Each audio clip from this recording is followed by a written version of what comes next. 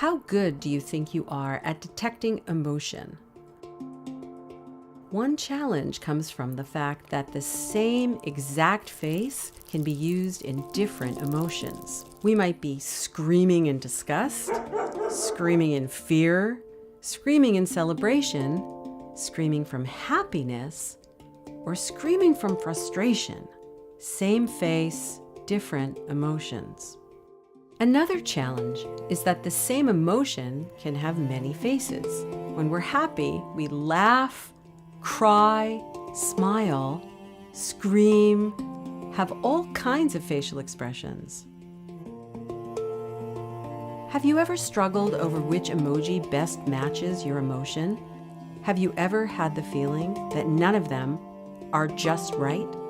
Have you ever received an emoji on its own and have had no idea what it actually means? If so, you're facing exactly the same problem neuroscientists have faced for the last 25 years when studying emotion. The emotions we think we detect in others are just our brains guessing, automatically and naturally. We see a person's face, her body, the situation she's in, and our brains try to guess what she's experiencing. Sometimes our brains guess right, meaning our guess matches the brain state that she's in. But sometimes our brains guess wrong.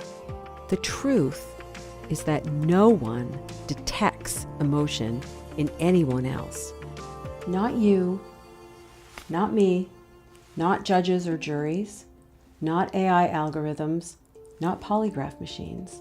As a scientist, I have to tell you, emotions are not what we think they are. Why is understanding the true nature of emotion so important?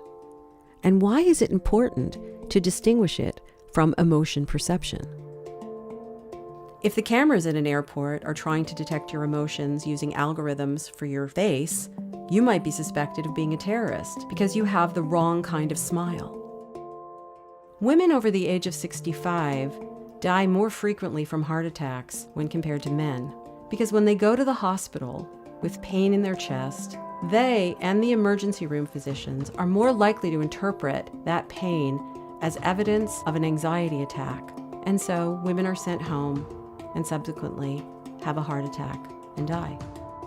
Harrowing evidence against televangelist Nigerian pastor Timothy Omotoso. Zondi told the court that Omotoso sexually groomed her for years. The defense cross-examined her on her demeanor, saying that she didn't look fearful. Zondi says she concealed her fear. She was 14 years old. Other studies show that in a rape trial, if the judge and the jurors believe that a woman is angry instead of grieving or feeling shame, then the defendant is more likely to receive a lighter sentence if he's found guilty at all. Every scientific journey begins with the felt experience of a human. We used to believe that illness was caused by spirits or curses or miasma in the air until we engineered tools that allowed us to see microscopic viruses and bacteria invisible to the naked eye. Even then, we missed the truth, believing that these tiny creatures were the sole cause of illness. In fact, the true nature of disease emerges from a complex relationship between microbes and our own immune systems, which are normally hidden from our experience. In the same way, the science of emotion started with human experience. It feels like emotions happen to you, that you react to something, that something in the world triggers a little circuit inside your brain. But the true nature and complexity of emotion is much more fascinating than our own experience lets on. Under the hood, emotions are not built into your brain from birth. They are built by your brain in specific situations from a set of basic ingredients. You have a predicting brain, a body that causes you to feel affect, and a set of shared concepts that are absorbed into your brain as it develops throughout your lifetime.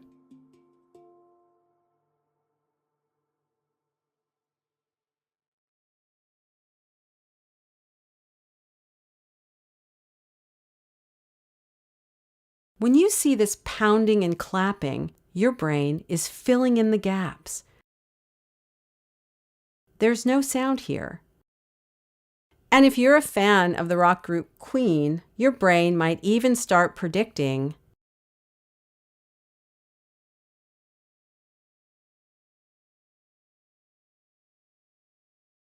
this filling in of gaps is prediction, and it's how your brain works all the time.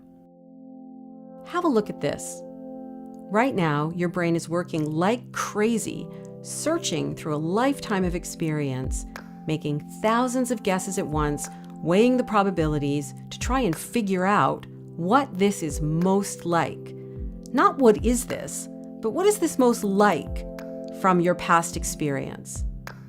If you still see black and white blobs, then you are in a state that scientists call experiential blindness. Want to be cured of your blindness? So now, many of you see food on a table. Cherries at the bottom, lemons and oranges at the top and to the right, lettuce on the left, and a little bit of ginger peeking out from the bottom left. Why do you see these black and white blobs differently than you did a moment ago?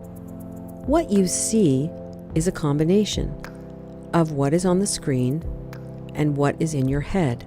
Your brain is doing something really remarkable. It's changing the firing of its own neurons. So you experience cherries and lemons and lettuce when all that's there is a bunch of blobs. So believe it or not, this is not a trick. This is a special example that we built to reveal to you how your brain actually works under the hood. Every waking moment of your life, your brain is using past experiences to predict and create your current experiences.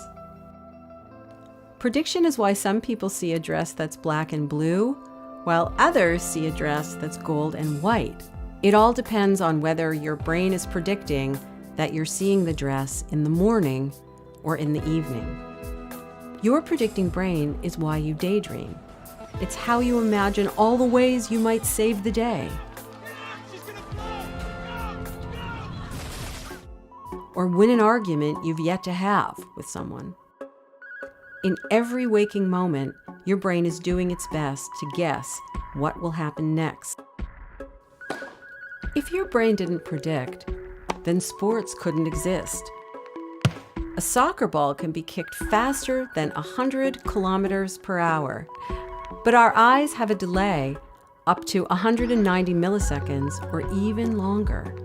In the space of that delay, the ball has moved 5.3 meters. Think of how much faster a baseball or a hockey puck goes.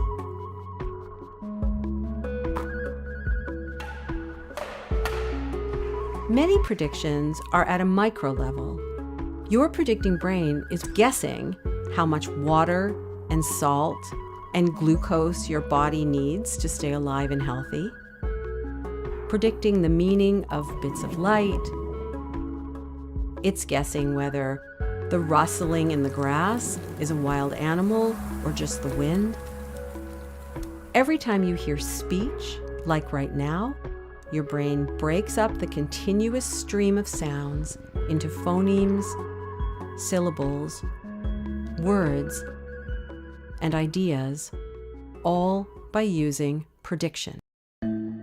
Other predictions are at the macro level. You're interacting with a friend, and based on context, your brain predicts that the two of you will smile at each other. So, you smile first in anticipation of her smile. Your movement then causes her brain to issue new predictions and guide new actions, back and forth in a dance of prediction and movement. Predictions are automatic, effortless, and you have no sense that you're doing them. Yet they make sense of the world in a quick and efficient way. Without them, we'd be deaf and blind. For many years, scientists believed that your neurons spend most of their time asleep and wake up only when stimulated by something in the world. Now we know that all your neurons are firing constantly, nudging one another at various rates. This is called intrinsic brain activity, and it's one of the great discoveries of modern neuroscience. Even more compelling is that this intrinsic brain activity represents millions of predictions of what you will experience next based on all the experience of your past. These predictions all combine into a simulation of the outside world. Prediction turns shapes and sounds into trees and grass and runners. Your brain predicts a honk is from a car, or a honk is from a goose.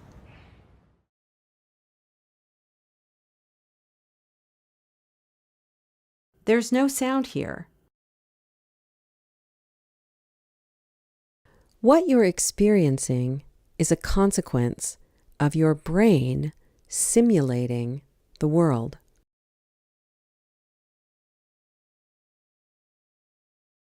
Scientists sometimes call this perceptual inference.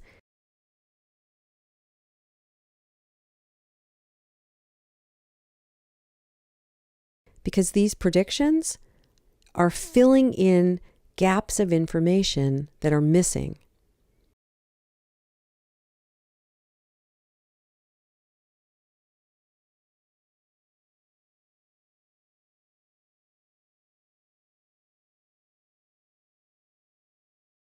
In fact, seeing something can cause your brain to predict what it will taste like.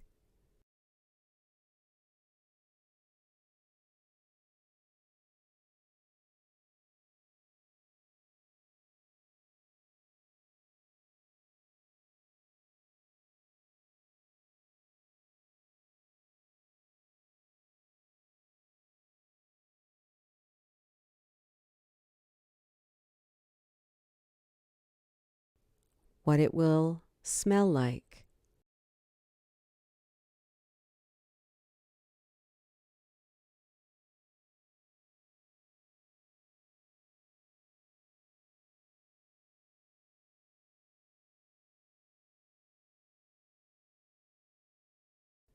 What it will feel like.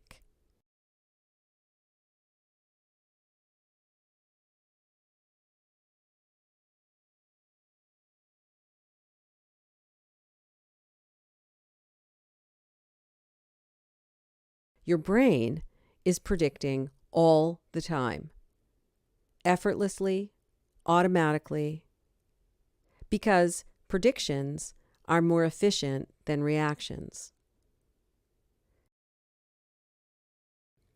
Combining past experiences to create your simulations of the world. And these simulations are the basis for all your experiences and all your actions.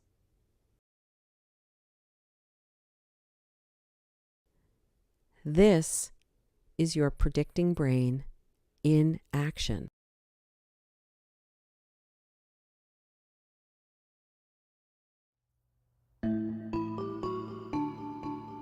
So, why is it important that you understand that your brain is predicting instead of reacting? The answer is pretty simple. If you understand how something works, you'll be able to go in and tinker with it. Prediction is the key ingredient that your brain is using to process two other ingredients that are necessary for your brain to make motions.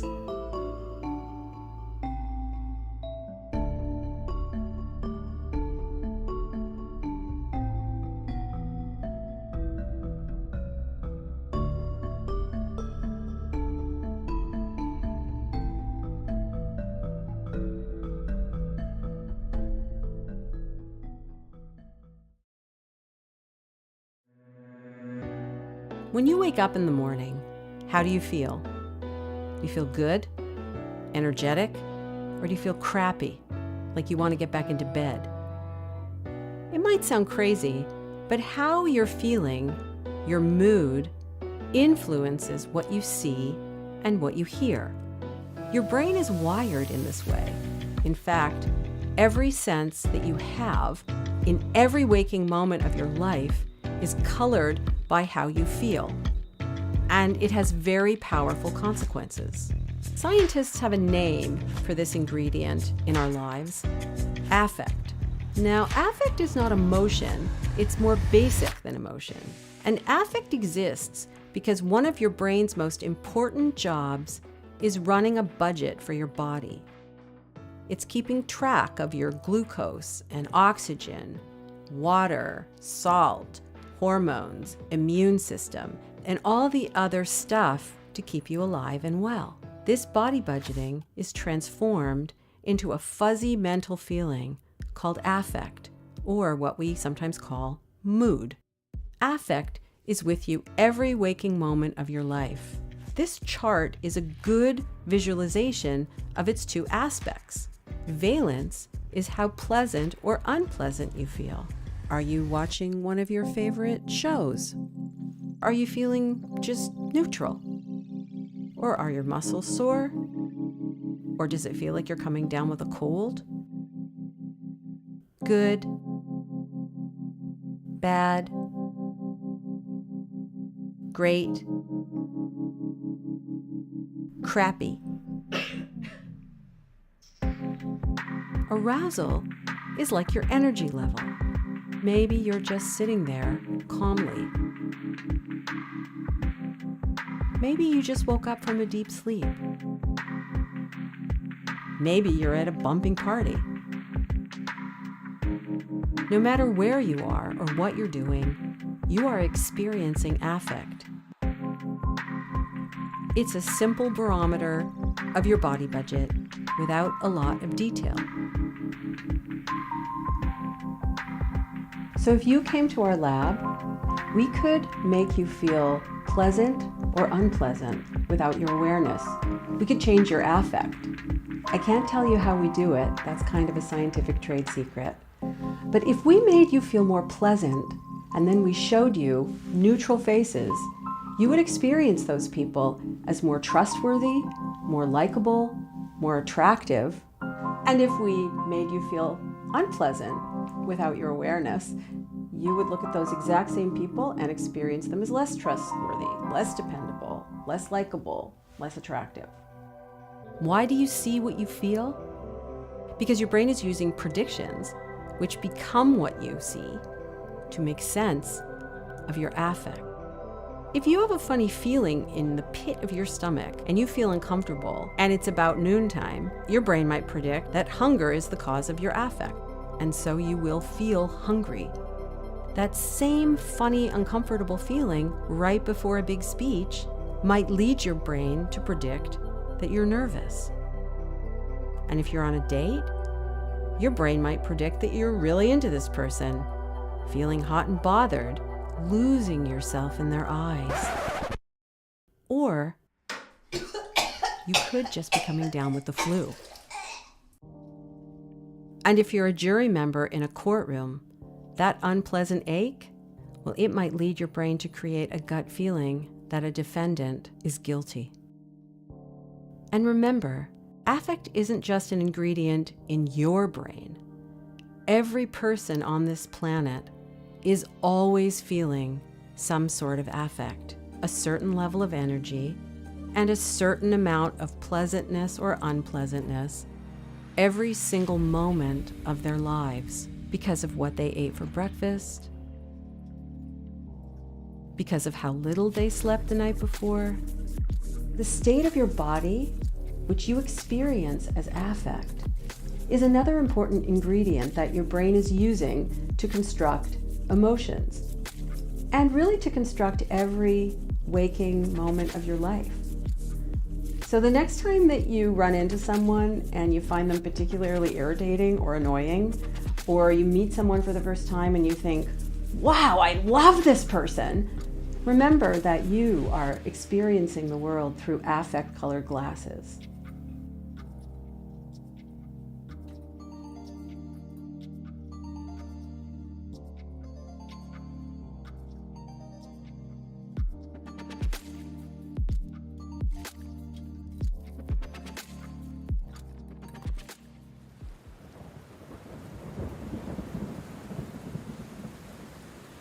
When the sun comes out after it rains, we sometimes see a rainbow.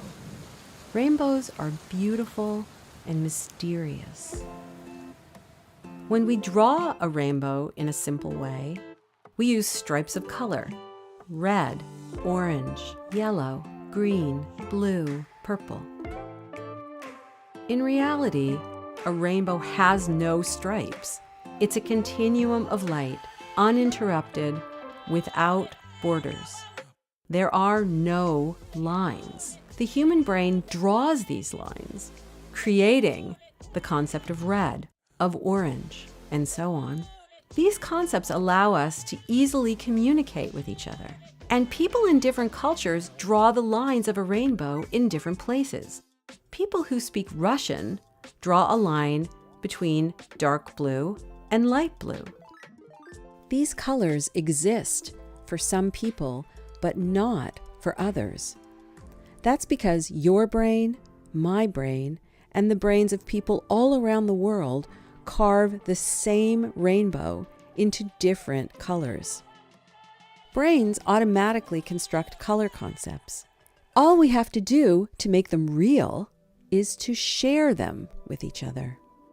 These concept boundaries determine what you experience as similar and what you experience as different. We don't just draw lines for colors.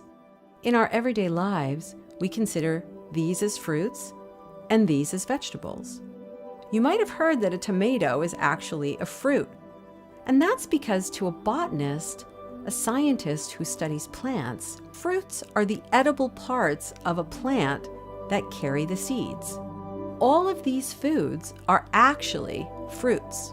When a botanist is talking to another botanist, she'll refer to all of these as fruits. But when she's cooking dinner for her friends, they become vegetables.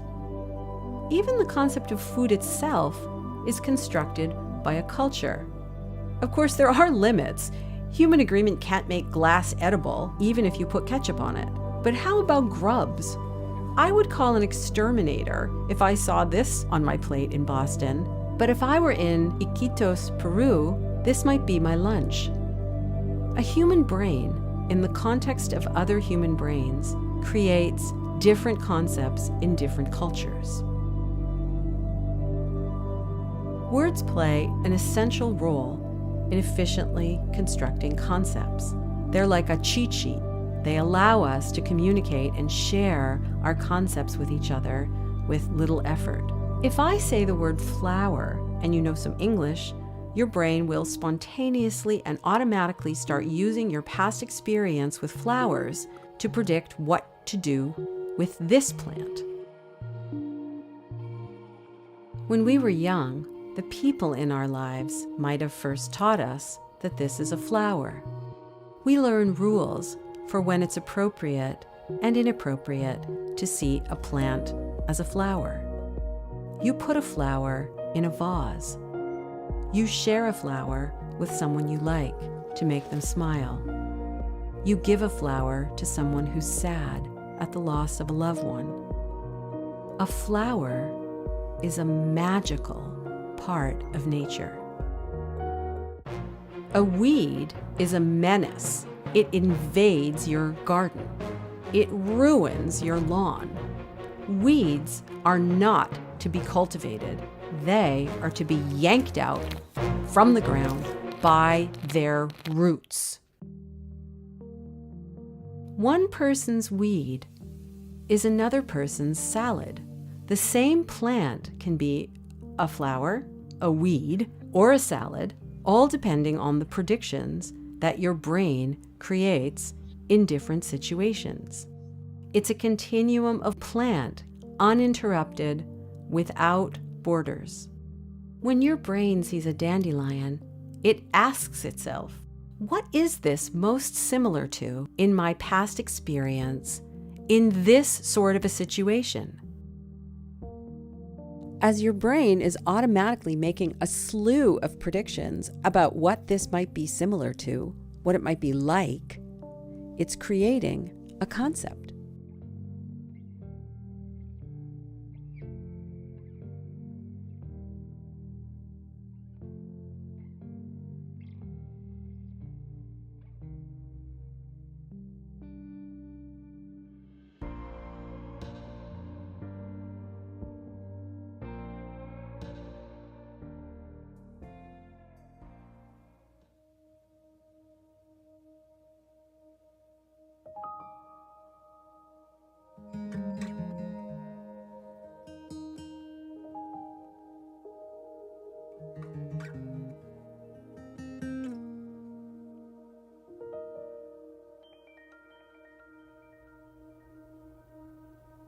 My parents are immigrants. They are from the Dominican Republic originally.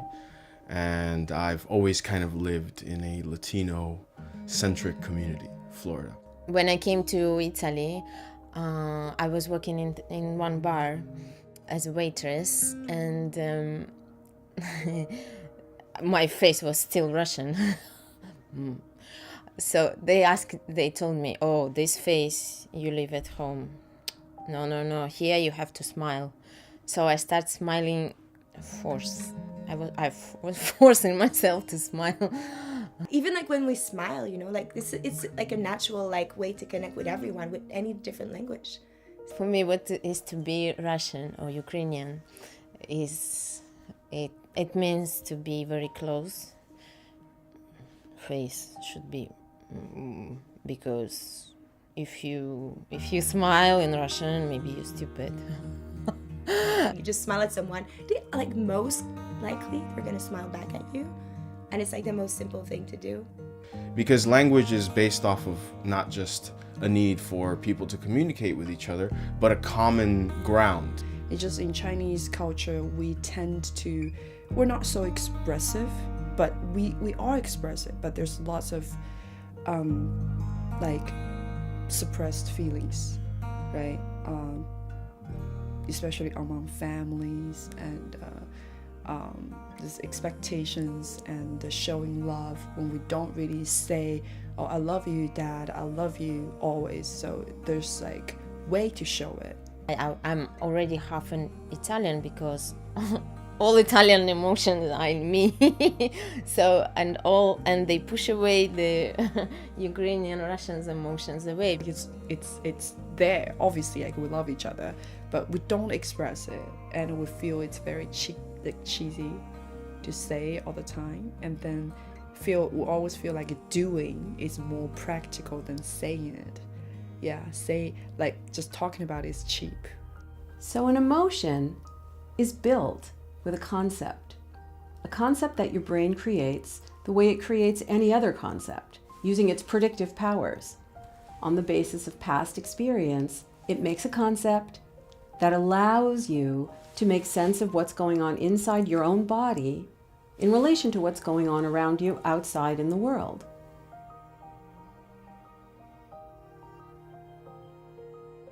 Some people routinely construct a few simple concepts. Good, bad, great, crappy. Words are a shortcut. Your brain can make many more concepts than you have words for. But words make it easy.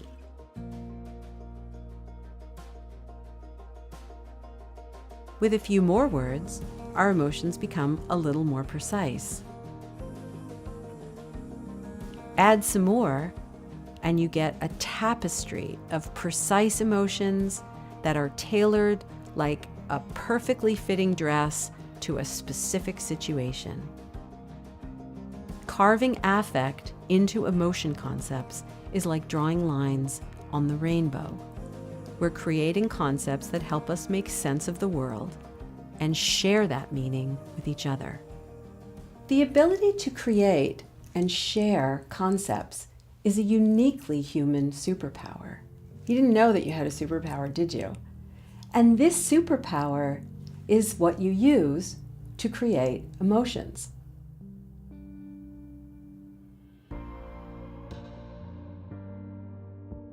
We can construct new concepts about the world anytime we like. All we have to do to make them real is share them with each other. Larger vocabulary, larger toolbox of concepts, more expertise in making emotions.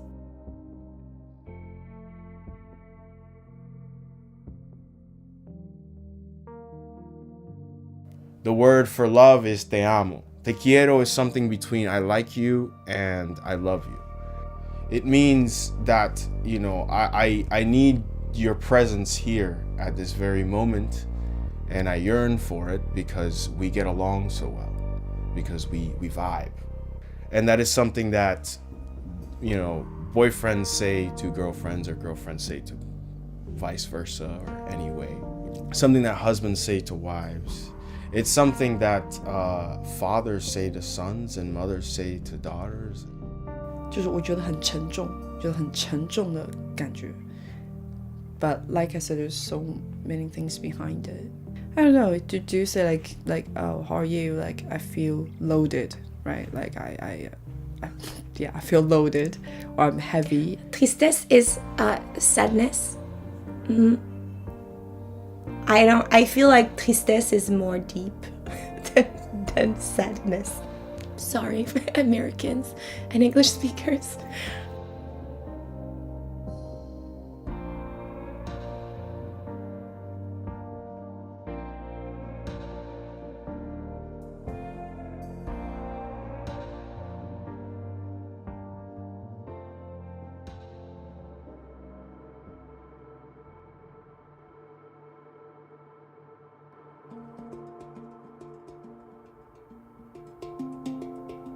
So one implication of this way of understanding how brains work in bodies, in the context of other human brains and bodies, is that we are social animals. We regulate each other's body budgets. We influence each other's affect in ways that we are really unaware of. The best thing for your nervous system is another human. And the worst thing for your nervous system is another human.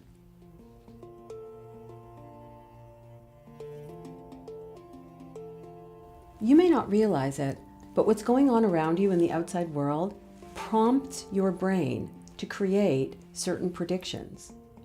So the next time that you're feeling a little crappy, overwhelmed by the situation, just feeling a little tired, a simple way to change your emotions is to change your context. You can get up, go for a walk. You can call a friend. You can turn off your phone. You can pay attention to things around you in the world that a moment ago you weren't noticing. All of these things change your environment, and that will change your predictions.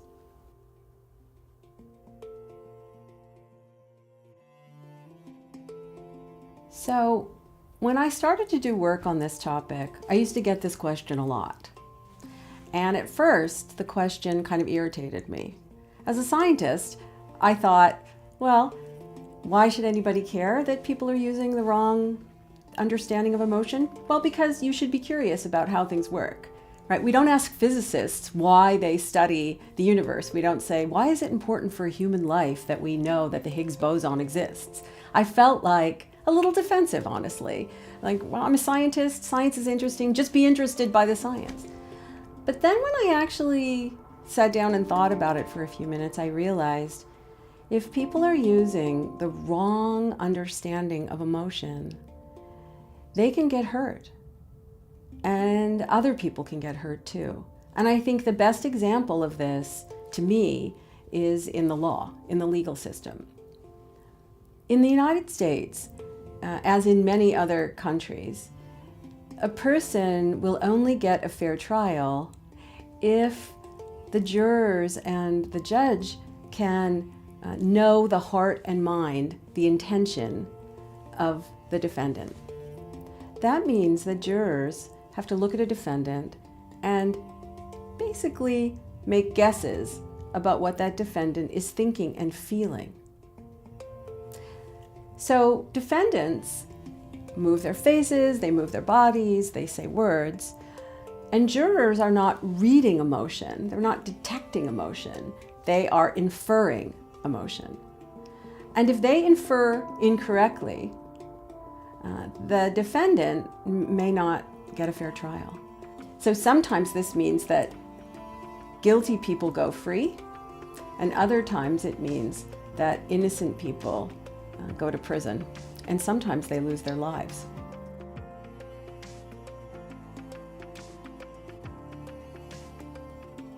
So in my house, a couple of neuroscience concepts have been really important. People have just adopted them. In the lab too, I would say. One is the idea of prediction error. You know, your brain is always predicting, so your brain is always guessing, right? It's always perceiving, and it's always inferring what the sights and sounds and smells and so on around you mean. So oftentimes we have prediction errors. Our brains make a prediction and something doesn't materialize when we expect it to, or it does when we don't expect it. And so we talk to each other about prediction errors. And that's a way of indicating that you've made a mistake, but that it wasn't intentional. Another concept that's useful that comes from science, actually comes from Bayesian statistics, is the notion of priors. So if your brain is using your past experience to make predictions about your current experience, it's using prior experiences, your priors. So your priors are like the expectations that you come with. Really, it refers to the predictions that your brain is making that are really like your brain's hypothesis for what is about to happen, your brain's expectations. And it's just a way of saying, it's a way of acknowledging that I'm coming to a situation with a set of expectations. I'm not a blank slate. Everything I hear, everything I see, everything you say, I am processing through a set of priors. I try not to assert that what someone else is feeling or thinking, as if I'm recognizing how they feel or what is in their minds, because my brain doesn't recognize, my brain perceives. Your brain doesn't recognize, it perceives. And it's really more respectful to someone else to use the language of perception as opposed to making clear, strong statements as if you know how someone else feels. So many of us, have a sense of confidence that we know how other people feel, that we know what they're thinking. That sense of confidence is just a feeling. It's not actually evidence that you're right. So I try not to say, you're angry. I might say, are you angry? Or you look as if you're angry, or you sound as if you're angry. When I'm angry, I try not to communicate to someone that I know they're a certain way. I don't say to my husband, you're an asshole. I might say, I'm experiencing you as an asshole.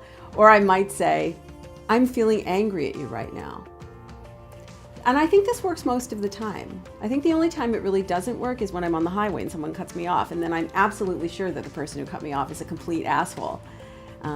But even then, I try to remind myself, well, maybe that person has to be somewhere really. Maybe that person has to be somewhere really urgently. Maybe that person has a sick parent or a sick mother. Maybe that person was listening to the radio and actually didn't see me. Right? It isn't really the case that just because you feel as if someone has harmed you, that their intent was to harm you.